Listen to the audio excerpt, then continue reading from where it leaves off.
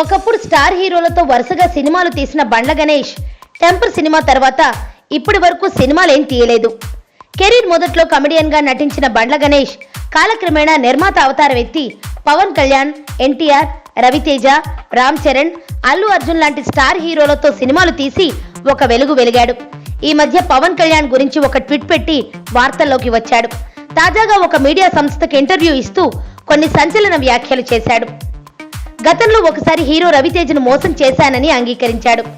రవితేజ ఎంతో ఇష్టపడి తన దగ్గర కొంత పొలం కొనుక్కున్నారని, అయితే ఆ పొలం విషయంలో రవితేజను తాను మోసం చేశానని చెప్పుకొచ్చాడు.